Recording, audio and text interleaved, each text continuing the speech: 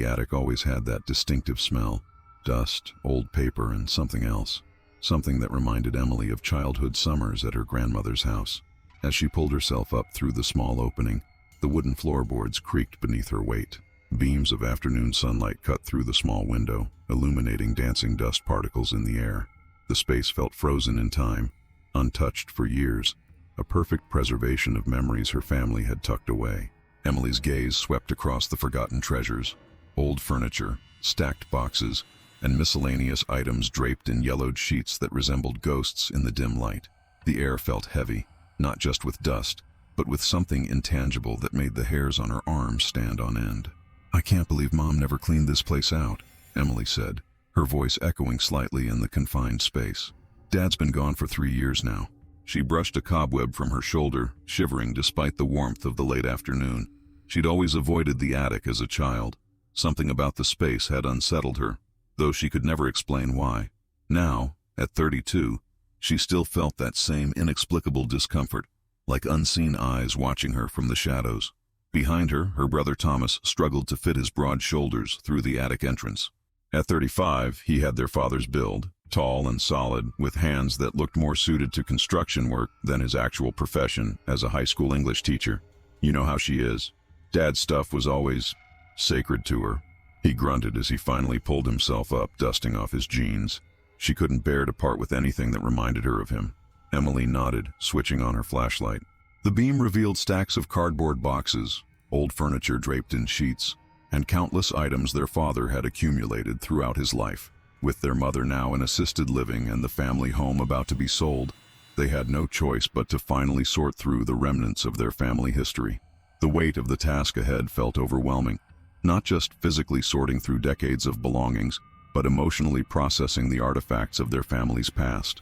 Emily had been putting this off for months, finding excuses to delay the inevitable confrontation with their father's possessions. But the closing date with the new buyers was approaching rapidly, and time had finally run out. "Do you remember playing up here as kids?" Thomas asked, running his hand over an old rocking horse tucked in the corner. The wooden toy had once been painted bright red, but years of neglect had faded it to a dull rust color. Emily shook her head. "Mom never let us come up here, remember? She always said it was dangerous, loose floorboards or something." She paused, frowning slightly. "Though I remember having dreams about this place. Strange dreams." "What kind of dreams?" Thomas asked, giving her a curious look. "I don't know. Just weird feelings, really. Like someone was calling me." She laughed nervously. "Silly kid stuff." We should start with the boxes marked photos," Thomas suggested, pointing to a corner where several weathered cardboard boxes sat stacked on each other. "Those will be the hardest emotionally, and I'd rather get them out of the way first." Emily nodded in agreement, already making her way across the attic floor. She moved cautiously, testing each board before putting her full weight on it, mindful of her mother's warnings about the floor's stability. The house was over 100 years old, built in the 1870s by her great-great-grandfather, and had remained in the family ever since. Its history was woven into the fabric of their lives, its quirks and characteristics as familiar as those of a beloved relative. As she approached the boxes, a cold draft suddenly swept through the space, causing her to shiver despite the warm September day outside. The temperature seemed to drop several degrees in an instant, and Emily could have sworn she heard a faint whisper, almost like a child's voice, carried on the sudden chill. "Did you feel that?"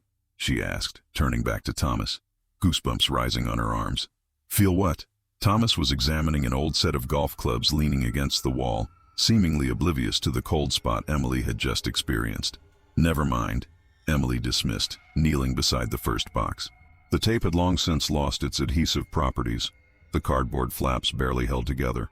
She opened it carefully, revealing dozens of photo albums, loose photographs, and small containers filled with slides from decades past. The distinct smell of old photographs, a mixture of chemical processing and aged paper, wafted up from the box. "Look at these," she said, pulling out a leather-bound album with 1972-1975, written in their father's precise handwriting on the cover. "I'm not even in these. This is before I was born."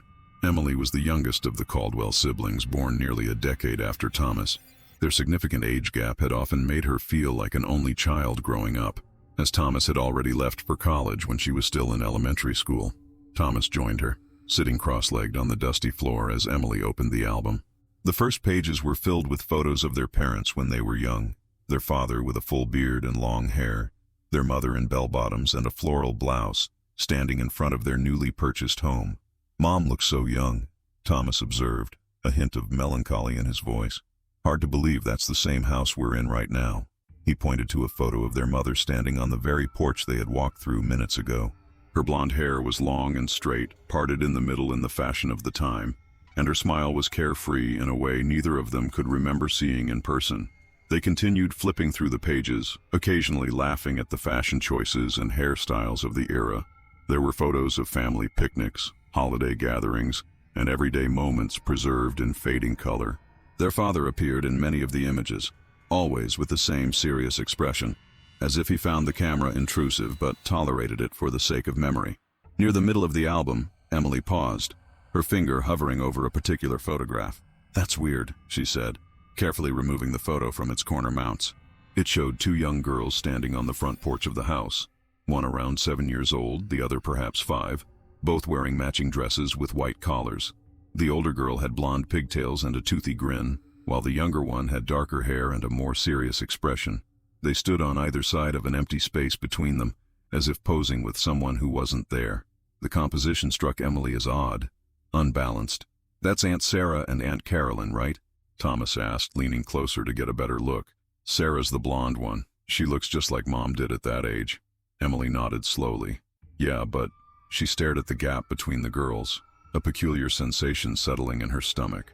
Something about the photo felt wrong, like one of those optical illusion images where you know something is missing but can't quite identify what. She flipped the photo over. On the back, in the same precise handwriting as the album cover, was written, "Sarah, Caroline, and Margaret, summer 1973. Emily turned the photo back over and stared at it intently. "Thomas, do you see 3 girls in this photo?" Thomas squinted, taking the photograph from her hands. He held it closer to the light streaming through the small attic window. "No, just Sarah and Caroline. Why?" Emily pointed to the inscription. "Dad wrote Sarah, Caroline, and Margaret." "Who's Margaret?" Thomas shrugged, frowning slightly. Maybe he made a mistake. Or maybe there was another photo with someone named Margaret that got mixed up. He turned the photo over again, studying the handwriting. Though that doesn't seem like Dad, does it? He was always so meticulous about things like this. But Emily wasn't satisfied with that explanation. She began searching through the box with increased intensity, pulling out more albums and loose photos, spreading them across the dusty attic floor. Her hands moved quickly, almost frantically, as if driven by some urgent need to solve the mystery that had suddenly presented itself. "Here," she said after a few minutes, holding up another photograph. This one showed a family gathering, perhaps a holiday or birthday celebration. Their grandparents sat in the center, surrounded by various family members including young versions of their aunts. "Look at this one closely," Emily insisted, handing it to Thomas. Thomas studied the photo, his brow furrowing. "It's the same 2 girls, Sarah and Caroline. I don't see..." "Between them," Emily interrupted, taking back the photo and pointing to a specific spot. "Right here, between Sarah and Caroline. Doesn't it look like there's a space? Like someone should be standing there?" Thomas looked again, and for a moment he thought he could see what Emily was referring to. An unnatural gap between the 2 girls, as if they were posing with arms around someone who wasn't there. There was something off about the way they stood, their arms positioned awkwardly, as if embracing an invisible figure. "That's just how they're standing," he said, but his voice lacked conviction. He studied the photo more carefully, noting the strange gap and the way the girls' arms seemed to curve around empty space. Emily continued her search, becoming increasingly agitated as she found more photos, all with the same peculiarity. In each family photograph from that period, there seemed to be a space, a gap where someone should have been standing, and several had inscriptions mentioning someone named Margaret. "This doesn't make sense," Emily muttered, spreading several photos across the attic floor. "Who is Margaret? Why have we never heard of her?"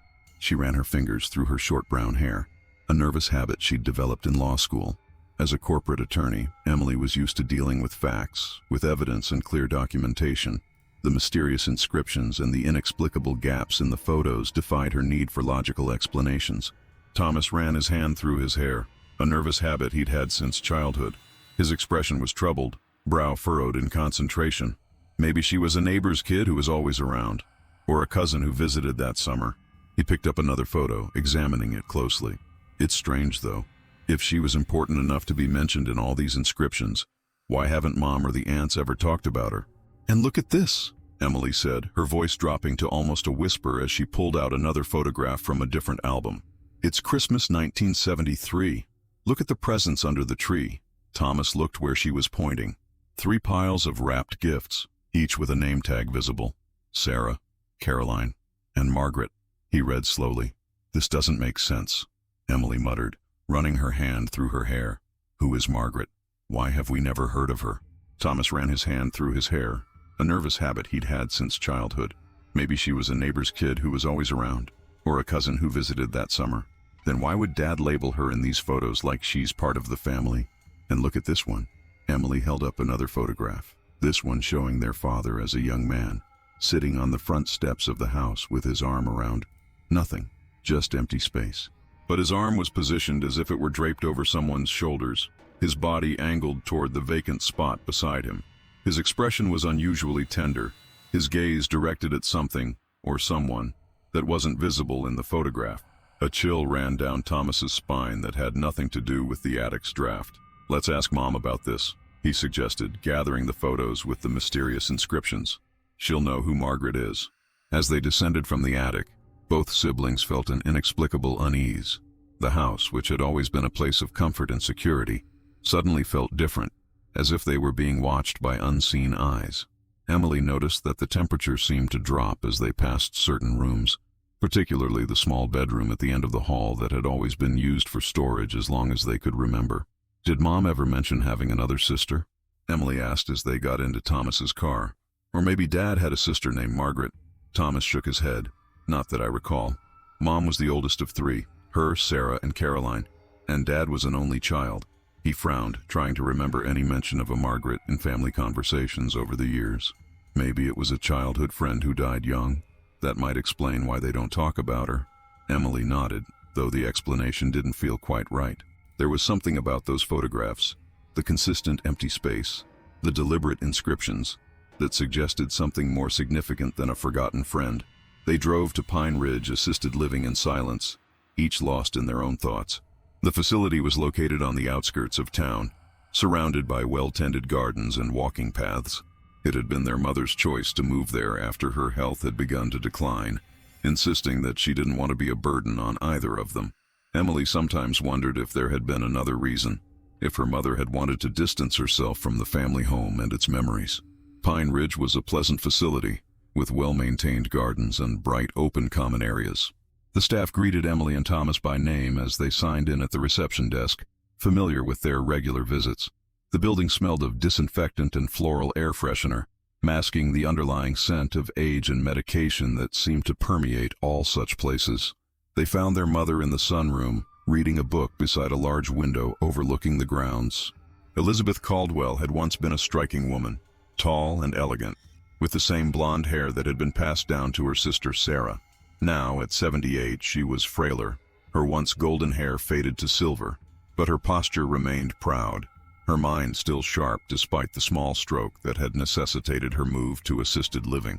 What a lovely surprise, Elizabeth said as they approached, her face lighting up.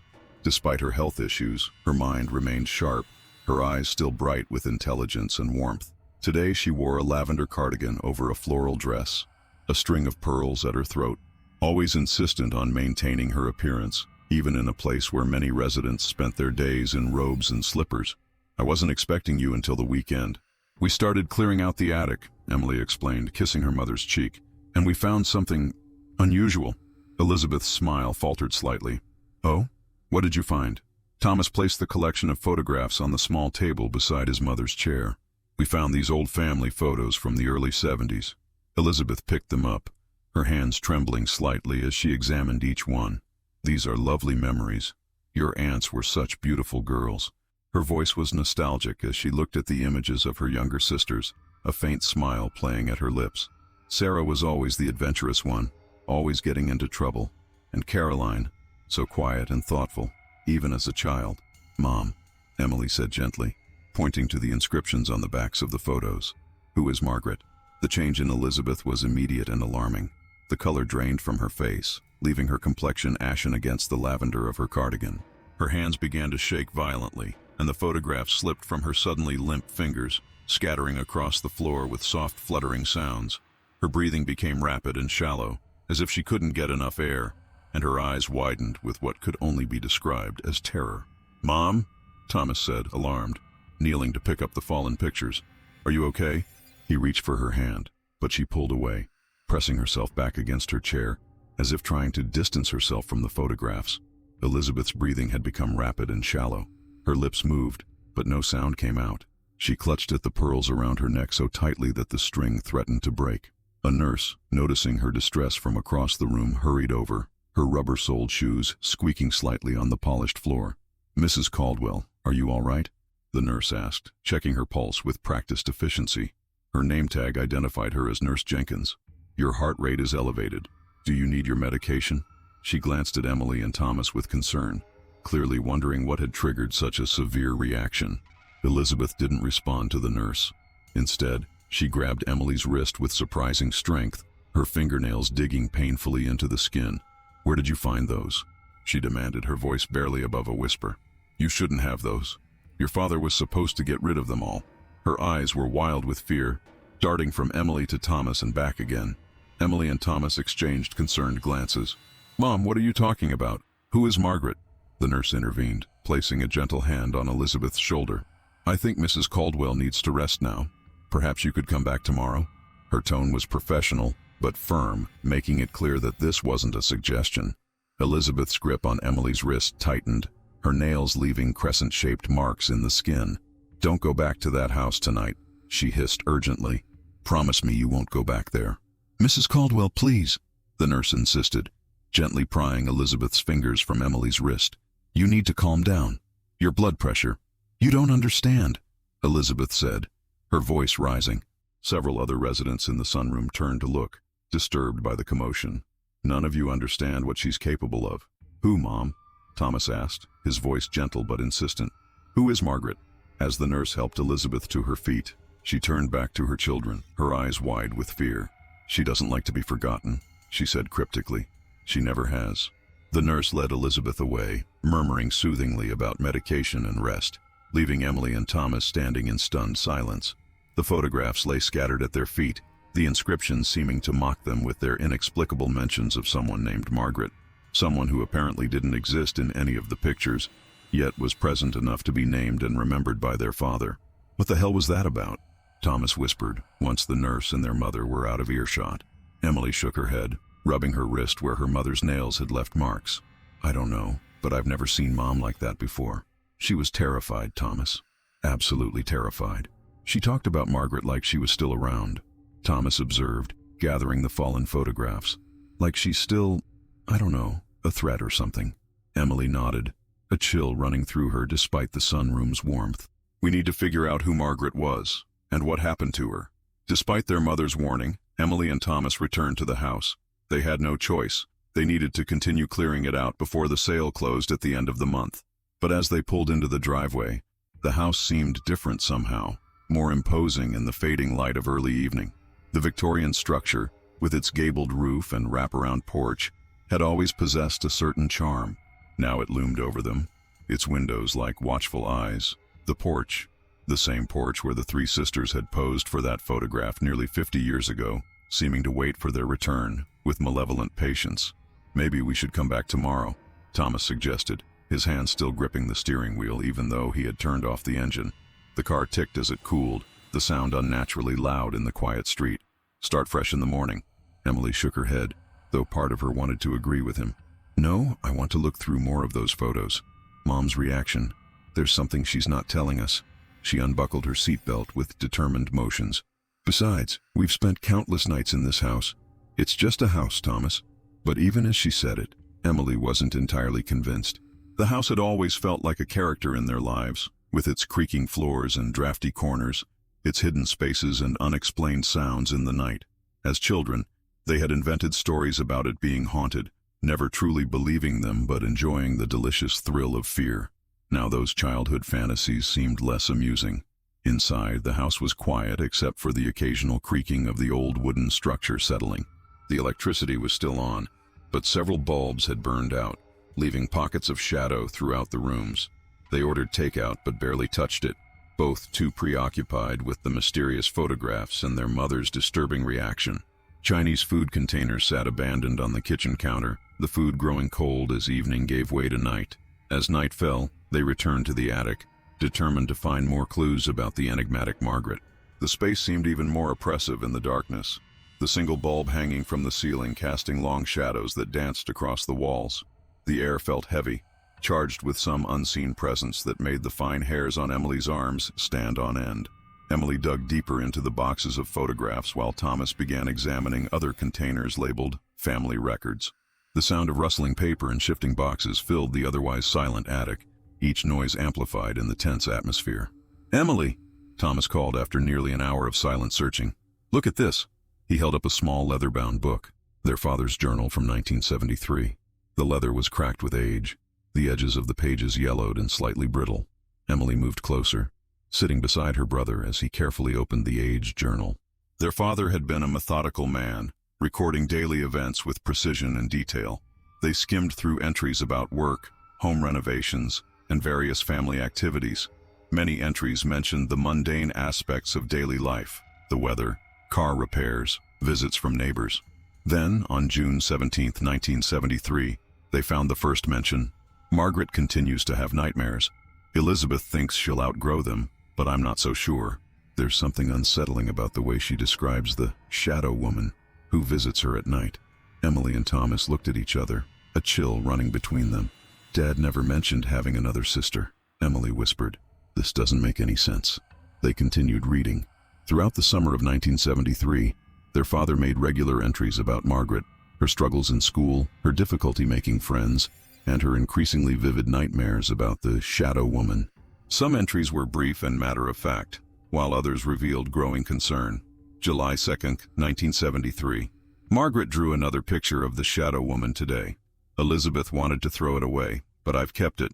There's something about the precision of the drawings that disturbs me. No 5-year-old should be able to draw with such detail." July 18, 1973. "Found Margaret standing in Sarah's room last night, just watching her sleep. When I asked what she was doing, she said the shadow woman wanted to see her sister. Had to lock Margaret's door from the outside. Don't know what else to do." August 5, 1973. "The incidents are getting worse. The neighbor's cat was found dead in our yard this morning. Margaret said the shadow woman did it because the cat was spying on her. Elizabeth is talking about taking her to another doctor." Then, on September 3, 1973, the entries abruptly changed. "We've decided to seek help for Margaret. Dr. Whitaker recommended a special facility in Vermont that specializes in children with her condition. It's breaking Elizabeth's heart, but we have to think of Sarah and Caroline too. The atmosphere in the house has become too heavy, too dangerous." The next entry was dated 2 weeks later. "Margaret has been gone for 10 days now. The house feels different, lighter somehow. Sarah asked about her sister this morning. It was as if she'd already begun to forget. By afternoon she was playing as if Margaret had never existed. Caroline seems to have forgotten her entirely. Perhaps this is for the best." Emily felt her heart pounding in her chest. "Thomas, what is this? What happened to Margaret? Why don't we know about her?" Thomas shook his head, turning the page to continue reading, but stopped abruptly. The next several pages have been torn out. He flipped through the journal, finding only blank pages until an entry dated December 25, 1973. "Christmas without her. Elizabeth still cries at night when she thinks I'm asleep. I've gathered all the photographs, all the evidence that she was ever here. Dr. Whitaker says this is healthier for everyone, especially the girls. But how do you erase a child from your life? How do you pretend she never existed?" Emily felt tears welling in her eyes. "Oh my God, Thomas. We had another aunt. A sister that Sarah and Caroline had, who was, what? Sent away? Institutionalized." Thomas continued turning pages, finding scattered entries that made vague references to her or the situation, but never again mentioning Margaret by name. The final entry in the journal, dated May 15, 1974, simply read, "It's done. The records have been sealed. In time, perhaps we'll all forget, as the doctor suggested, but I'll keep these photographs, these memories. Someone should remember her, even if only in secret." As Thomas closed the journal, the attic light flickered overhead. A cold draft swept through the space, stronger than before, extinguishing the candle Emily had lit earlier. "Did you feel that?" Emily asked, her voice trembling slightly. This time, Thomas nodded. "Yeah, I felt it." They continued searching, now with a renewed sense of purpose. The mystery of Margaret had consumed them both, driving them to look through box after box, despite the growing unease that permeated the attic. In a small box tucked behind several larger containers, they found what appeared to be medical records. The folder was old, the paper inside thin and fragile, with typed text that had faded over the decades. Thomas opened the folder, scanning the documents inside. His expression grew increasingly troubled as he read, his brow furrowing and his lips pressing into a thin line. "Margaret Elizabeth Caldwell," he read aloud. "Born April 12, 1968. Admitted to Greenwood Institute for Children with Special Needs on September 5, 1973. Emily took the folder from him, reading the diagnosis written in faded type. "Patient exhibits signs of severe psychological disturbance, including violent episodes, self-harm tendencies, and persistent delusions about a shadow woman who speaks to her at night." The clinical language did little to mask the disturbing reality of a troubled 5-year-old child sent away from her family. "There's more," Thomas said, pulling out another document from the bottom of the box. The paper was official-looking, with a government seal at the top. Death certificate. Margaret Elizabeth Caldwell. Date of death, October 31st, 1973. Cause of death, drowning. Emily's hand flew to her mouth. "She died at the institution, just weeks after being sent there?" Thomas nodded grimly. "According to this report, she wandered away from a supervised outdoor activity and was found in the facility's pond. By the time they got to her," his voice trailed off, the implication clear. He didn't need to finish the sentence. The weight of the tragedy hung in the air between them. The story of an aunt they never knew they had, a troubled child who had been erased from family history, as if she had never existed at all. Why wouldn't they tell us about her? Emily wondered aloud. Why pretend she never existed? Shame, maybe, Thomas suggested. Or grief. People dealt with mental illness differently back then. There was more stigma. He sifted through more papers in the folder. Look at these notes from the doctors. They describe her as unreachable and potentially dangerous to herself and others. Maybe they thought it was better to forget. As they continued to process this revelation, a sharp cracking sound made them both jump. The attic window had developed a thin fracture across its surface, as if something had struck it from the outside. The crack spread slowly, forming a web-like pattern across the glass. "What was that?" Emily whispered. Before Thomas could respond, the temperature in the attic plummeted. Their breath became visible in the suddenly frigid air, small clouds forming with each exhale. The single light bulb dimmed, flickering erratically. "We should go downstairs," Thomas said, gathering the documents they'd found. "It's getting late anyway." As they prepared to leave, Emily noticed something they'd overlooked, a small wooden box pushed far into the corner of the attic. It was partially hidden behind an old dress form, its presence easy to miss in the cluttered space. She crawled toward it, brushing away layers of dust to reveal intricate carvings on its surface. The carvings depicted twisting vines and flowers, with a small initial M worked into the design on the lid. "Thomas, look at this," she called. The box was locked, but the key was taped to its underside, their father's characteristic thoroughness. Emily unlocked it with trembling fingers, lifting the lid to reveal a single photograph lying atop a child's worn teddy bear. The photograph was different from the others they'd found. It showed 3 girls clearly, Sarah and Caroline, whom they recognized, and between them, a solemn-faced child with dark eyes and an unsettling, vacant expression. The 3 sisters stood on the front porch of the house, wearing identical dresses with white collars. The littlest girl, presumably Margaret, did not smile like her sisters. She stared directly at the camera with an intensity that was disconcerting in one so young. "That's her," Emily whispered. "That's Margaret." Unlike the other photographs, this one hadn't been altered or edited. Margaret was clearly visible, standing between her sisters, yet there was something strange about her image, a certain flatness, as if she didn't quite belong in the scene. The sunlight that illuminated Sarah and Caroline seemed to pass through Margaret, giving her an insubstantial quality compared to her sisters. As Emily stared at the photograph, she could have sworn the girl's eyes shifted, looking directly at her. The dark pupils seemed to move, focusing on Emily with an awareness that sent ice through her veins. She dropped the photo with a gasp. "Did you see that?" she asked, her voice rising in panic. Thomas picked up the fallen photograph cautiously. "See what? It's just an old photo, Emily. but he studied it carefully, a furrow forming between his brows as he examined Margaret's image. Emily grabbed the teddy bear from the box, examining it closely. It was well worn, with patches of fur missing and stitches visible where it had been repaired multiple times. One of its button eyes was missing, and there was a dark stain on its fur that might have been ink or something else. The remaining eye seemed to gleam in the dim light, giving the toy an uncanny, watchful appearance. Attached to the bear's paw was a small tag with childish handwriting. Margaret's friend. Keep safe. The attic light flickered again, then went out completely, plunging them into darkness. Emily fumbled for her phone, turning on its flashlight function. In the harsh white beam, the teddy bear's remaining button eye seemed to gleam with an intelligence that made her skin crawl. "Let's go," Thomas said firmly, taking the bear and photograph and placing them back in the box. "We can come back tomorrow." As they descended from the attic, Emily couldn't shake the feeling that they were being followed.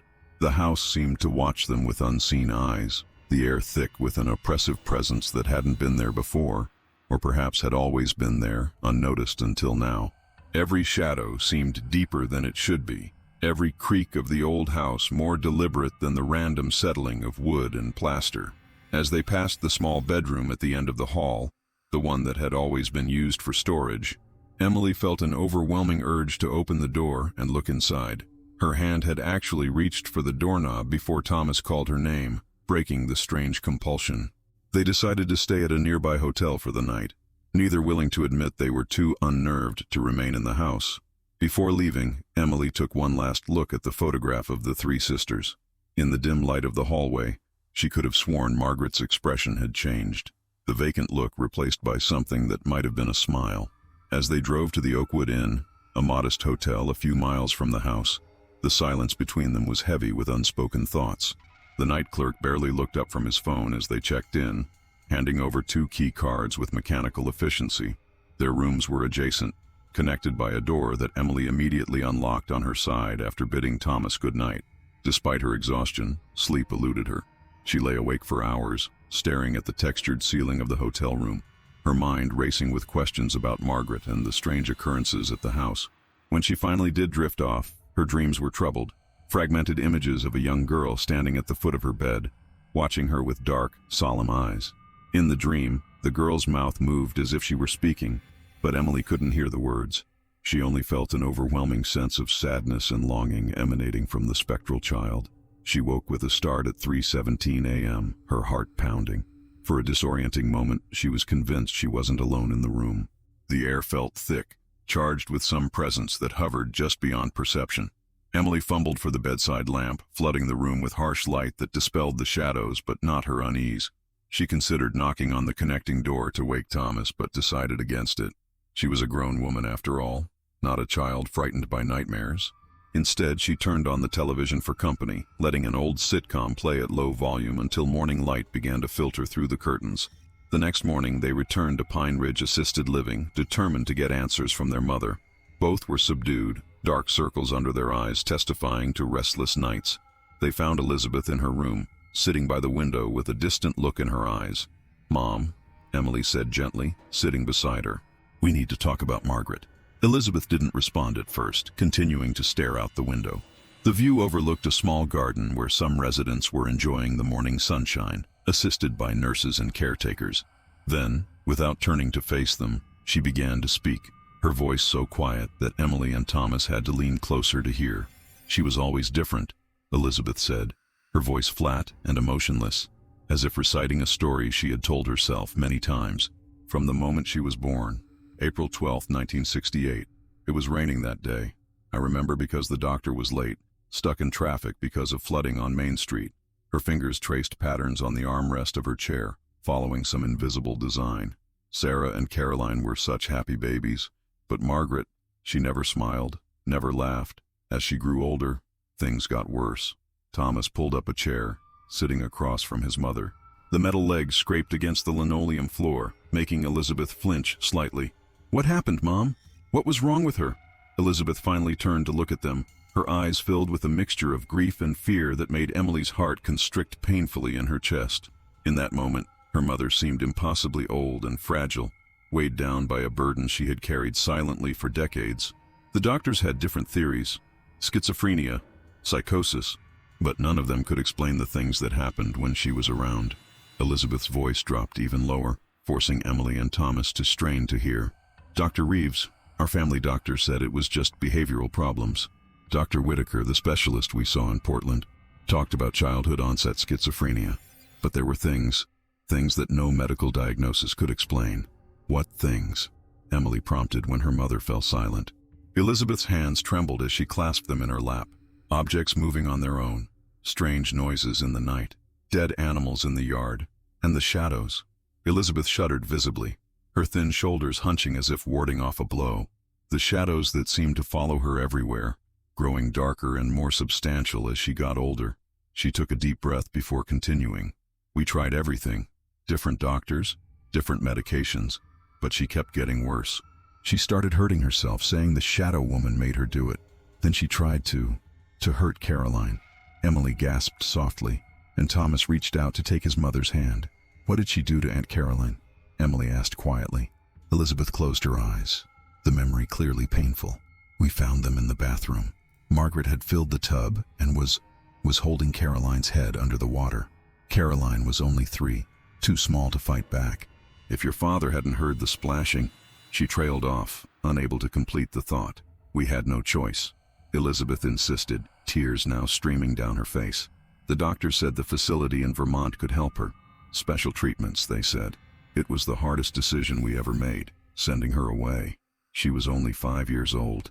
And then she drowned, Thomas said quietly. Elizabeth nodded, her body shaking with silent sobs. They said it was an accident, that she wandered off during an outdoor session.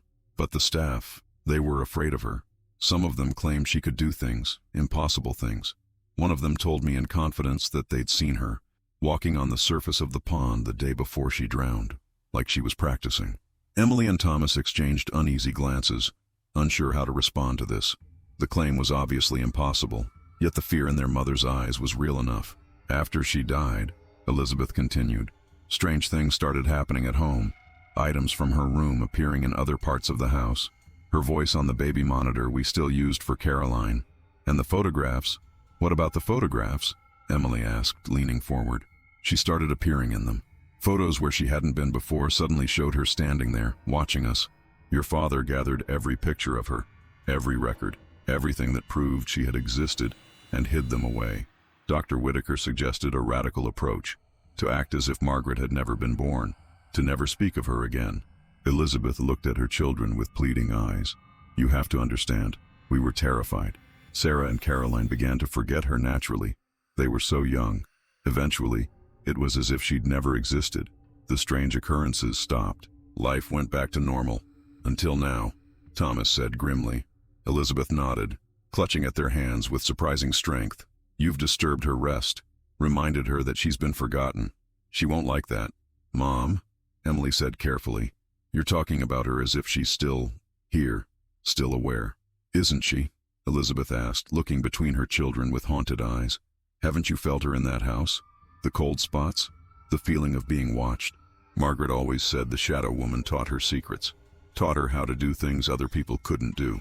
I never believed her until after she died. A nurse appeared at the doorway, a medication tray in her hands. Mrs. Caldwell, it's time for your medication. Elizabeth grabbed Emily's hand.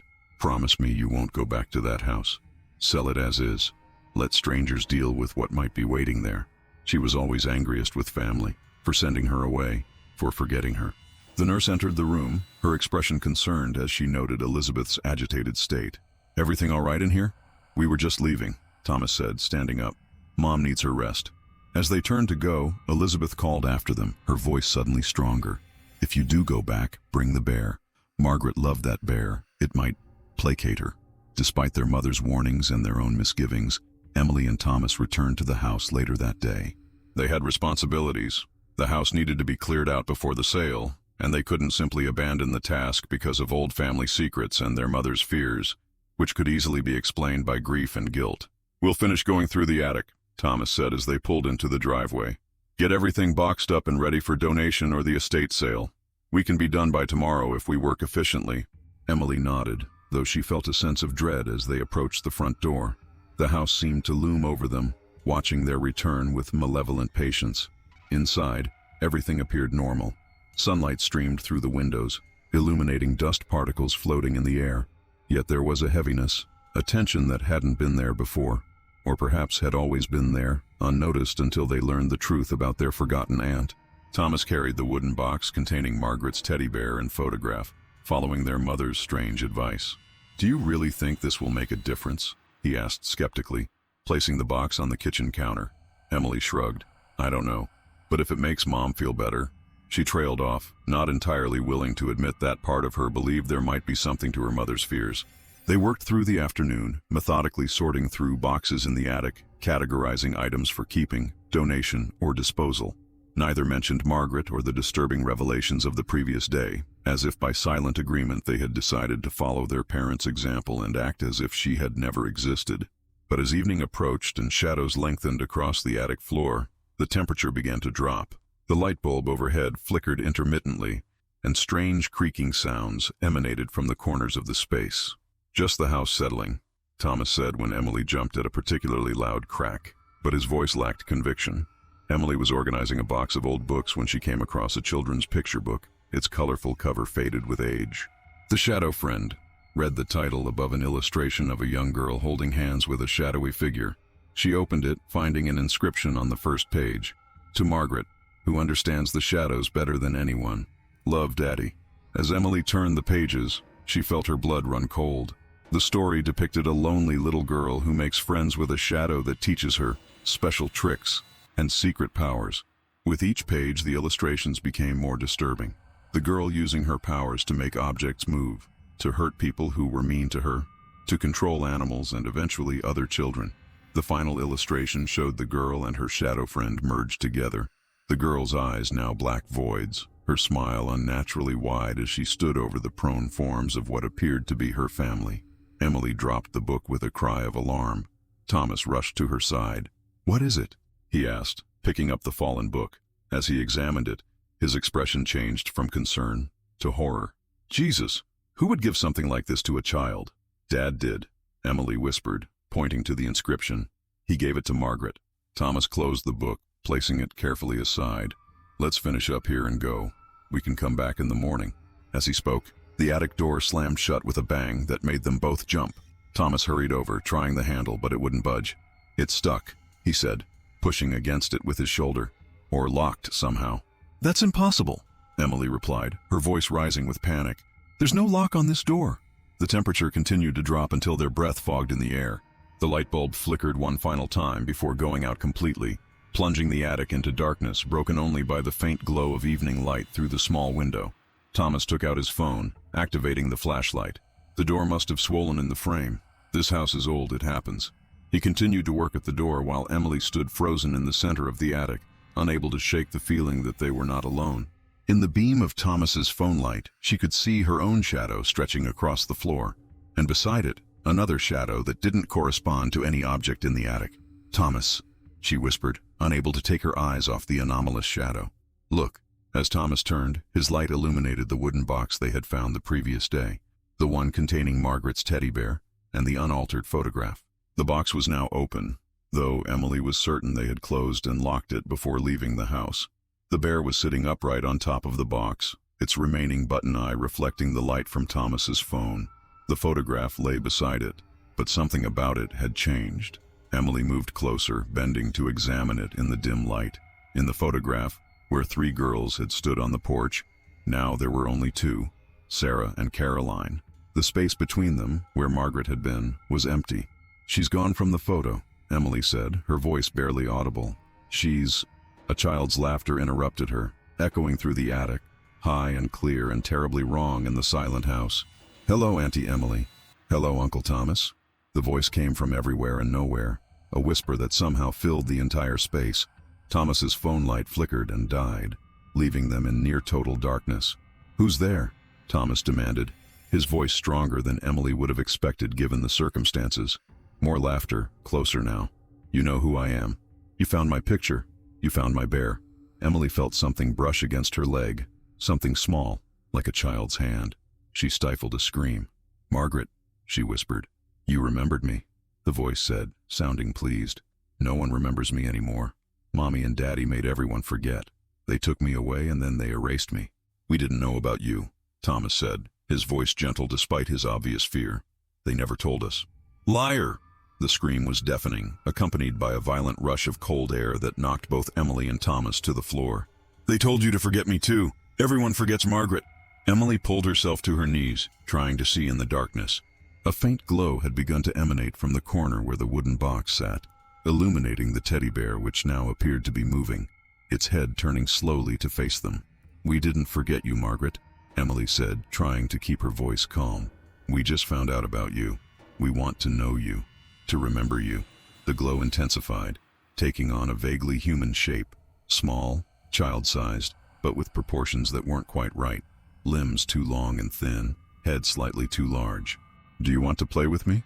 The voice asked, suddenly sweet and childlike again. I know lots of games. The shadow woman taught me.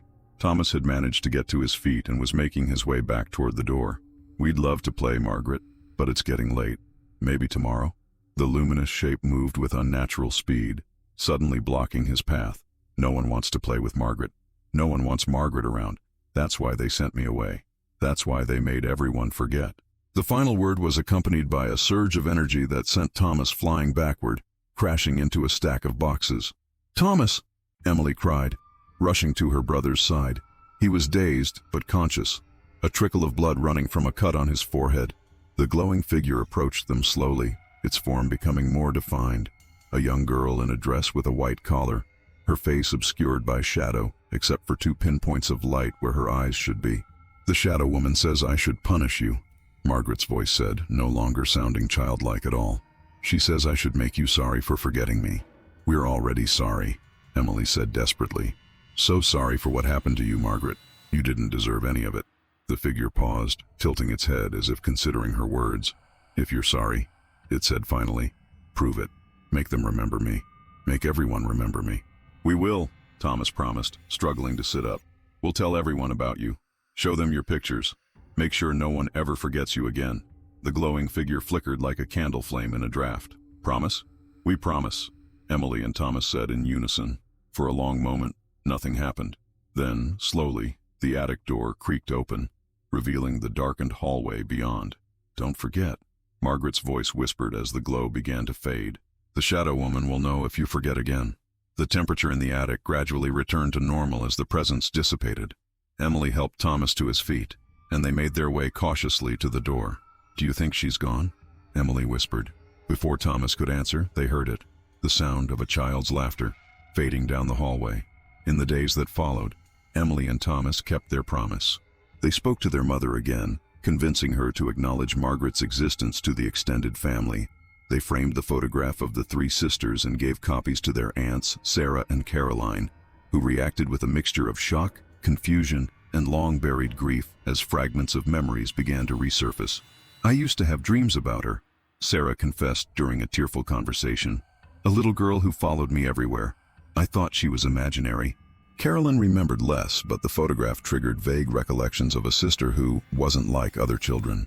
The revelation explained the nightmares that had plagued her throughout childhood, dreams of drowning, of dark water closing over her head, while a familiar face watched impassively from above.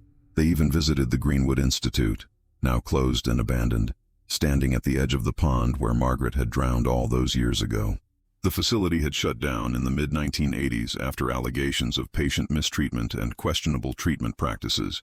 Nature had reclaimed much of the grounds, the once manicured lawns now overgrown, the building slowly crumbling into ruin. The pond remained, however, a small, dark body of water surrounded by reeds and cattails, deceptively peaceful in the afternoon sunlight. They brought flowers and the teddy bear, leaving them at the water's edge as a memorial to the aunt they never knew. As they stood there, Emily thought she caught a glimpse of a small figure watching them from the shadows of the abandoned building. But when she looked directly, there was nothing there. The house sold quickly despite Emily's full disclosure to the new owners about the property's history and the strange occurrences they had experienced. The young couple seemed more intrigued than frightened by the story, promising to respect the history of the home and its former occupants. All of them. We've always wanted to live in a house with character, the wife said enthusiastically. And what's more character than a family ghost? Emily didn't correct her choice of words, though she didn't think of Margaret as a ghost exactly. Something more complex, perhaps. A memory made manifest. A presence that existed in the liminal space between remembrance and forgetting. As for Margaret, there were still moments. A child's laughter heard when no children were present. Cold spots in otherwise warm rooms. The occasional glimpse of a small figure in a white-collared dress, seen from the corner of one's eye. But these manifestations no longer seemed threatening or malevolent.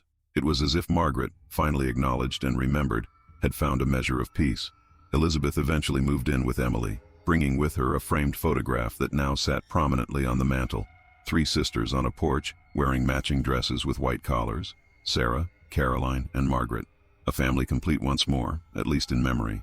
And if sometimes, late at night, Emily heard a child's voice softly singing or felt a small hand brush against her own, she didn't pull away in fear. Instead, she would whisper into the darkness, "Good night, Margaret. We remember you. We'll always remember you." And somewhere in the shadows, a forgotten child smiled.